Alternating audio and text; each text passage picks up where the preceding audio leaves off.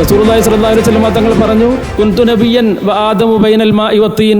ആദം അലൈഹിസ്സലാം മണ്ണിന്റെയും വെള്ളത്തിന്റെയും, അതായത് ആദം നബി അലൈഹി സ്വലാമിന്റെ സൃഷ്ടിപ്പ് നടക്കുന്നതിന് മുമ്പേ ഞാൻ പ്രവാചകനായിരുന്നു. ഇപ്പൊ വെറും ലാ ഇലാഹ ഇല്ലല്ലാഹ് എന്ന് പറഞ്ഞു കഴിഞ്ഞാൽ എന്താണ്? അല്ലാഹു അല്ലാതെ മറ്റൊരു ഇലാഹുമില്ല എന്ന ആ ഒരു സംജ്ഞ, അതിലേക്ക് ആളുകൾക്ക് എത്താൻ ഒരിക്കലും സാധ്യമല്ല. കാരണം അല്ലാഹുവിനെ ആരും കാണുന്നില്ല. കാണാത്ത ഒരു സംഭവത്തിലേക്ക് നമുക്ക് എത്തിപ്പെടാൻ ഒരിക്കലും സാധിക്കില്ല.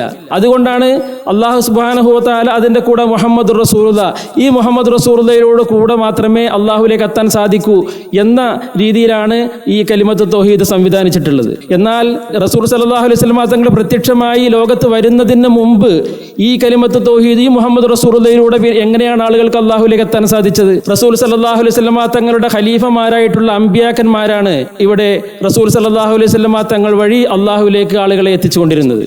റസൂൽ സല്ലല്ലാഹു അലൈഹി വസല്ലം തങ്ങൾ പറഞ്ഞു, കാനത് ബനു ഇസ്രായീല തസൂസുഹുമുൽ അംബിയ. ബനു ഇസ്രായേലിൽ അമ്പിയാക്കളായിരുന്നു. കുല്ലമാ ഹലക നബിയുൻ ഖലഫഹു നബി. അതായത് ഓരോ കാലത്തും ഓരോ പ്രവാചകന്മാർ വന്നുകൊണ്ടിരുന്നു. ഒരു പ്രവാചകൻ കഴിഞ്ഞ് അടുത്ത കാലത്ത് അടുത്ത പ്രവാചകൻ.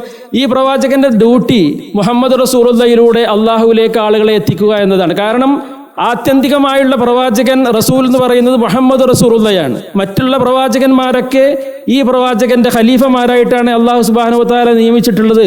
റസൂൽ സല്ലല്ലാഹു അലൈഹി വസല്ലം തങ്ങൾ പ്രത്യക്ഷമായി ലോകത്ത് വരുന്നത് വരെ. ലോകത്ത് റസൂൽ സല്ലല്ലാഹു അലൈഹി വസല്ലം തങ്ങൾ വന്നപ്പോൾ മുഹമ്മദ് റസൂലുള്ളാഹ് ഇവിടെ പൂർണ്ണമായി മുഹമ്മദ് റസൂലുള്ളാഹ് ഇവിടെ ദീൻ നടത്തുന്ന രീതിയിലായി. എന്നാലോ ഇന്ന് നമ്മുടെ അവസ്ഥ എന്താണ്? റസൂലുള്ളാഹി സ്വല്ലല്ലാഹു അലൈഹി വസല്ലം തങ്ങൾ ഈ ലോകത്ത് നിന്ന് മറഞ്ഞതിന് ശേഷം പിന്നെ ഇനി ഇവിടെ റസൂൽ ആവശ്യമില്ലേ?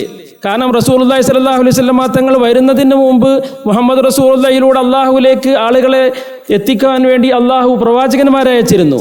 എന്നാൽ റസൂൽ സല്ലല്ലാഹു അലൈഹി വസല്ലം തങ്ങൾ പ്രത്യക്ഷമായി ഈ ലോകത്ത് ഇല്ലാതിരിക്കുമ്പോൾ പിന്നെ ഈ കാലത്ത് അതിനുള്ള പ്രതിവിധി എന്താണ്? ഇന്നത്തെ ആളുകൾക്ക് അള്ളാഹുവിലേക്ക് എത്തുവാനുള്ള വഴി എന്താണ്? അതാണ് റസൂൽ സല്ലല്ലാഹു അലൈഹി വസല്ലം തങ്ങൾ പറഞ്ഞത്, എനിക്ക് ശേഷം പിന്നെ യകൂനു ഖുലഫാ വഹും യക്സുറൂൻ. എനിക്ക് ശേഷം ഇനി അവസാന നാൾ വരെ ഖലീഫമാരാണ് ഈ ദൗത്യം നിർവഹിക്കാൻ വേണ്ടി അല്ലാഹു സുബ്ഹാനഹു വ തആല നിശ്ചയിച്ചിട്ടുള്ളത്. അലസ്തു ബിറബ്ബികും ഖാലൂ ബലാ ശഹിദ്നാ അൻ തഖൂലൂ യൗമൽ ഇസ്ലാം എന്ന് പറഞ്ഞ ഒരു പോസ്റ്റ്മോർട്ടം റിലീജിയൻ അല്ല. അതായത് മരിച്ചതിന് ശേഷം എങ്ങനെ ഉണ്ടാവും, മരിച്ചതിന് ശേഷം മറ്റതുണ്ടാവും, ആ രീതിയിൽ മാത്രം പറയുന്ന മതമല്ല ഇസ്ലാം. ഇസ്ലാമിന്റെ സ്വർഗം ഈ ദുനിയാവിൽ തന്നെയുണ്ട്. ഇസ്ലാമിന്റെ നരകവും ഈ ദുനിയാവിൽ തന്നെയുണ്ട്. ഇസ്ലാമിന്റെ എല്ലാ സുഖ സൗകര്യങ്ങളും മറ്റും ഈ ദുനിയാവിൽ തന്നെ അള്ളാഹു സംവിധാനിച്ചിട്ടുണ്ട്.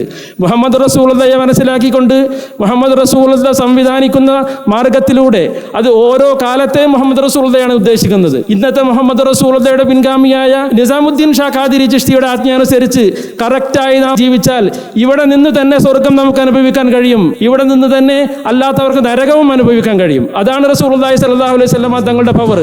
അലി റളിയല്ലാഹു തആല അൻഹു കാണിച്ചു തന്ന മാർഗം അതാണ്. ബിലാൽ റളിയല്ലാഹു അൻഹു വഫാത്താകുന്ന സമയത്ത് കൂടിയിരുന്ന ആളുകൾക്ക് വിഷമം പോവുകയാണല്ലോ. അവിടുന്ന് പറയുന്നത്, എന്തോ ഒരു സന്തോഷം, എനിക്ക് ഭയങ്കര സന്തോഷം കൊണ്ട് നിൽക്കാൻ കഴിയുന്നില്ല.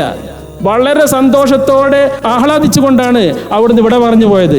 ഇതാണ് മുഹമ്മദ് റസൂലുള്ളാഹിയുടെ സഹാബിയുടെ മരണവും ജീവിതവും എല്ലാം. അവർക്ക് ജീവിതവും മരണവും ഒക്കെ തുല്യമാണ്.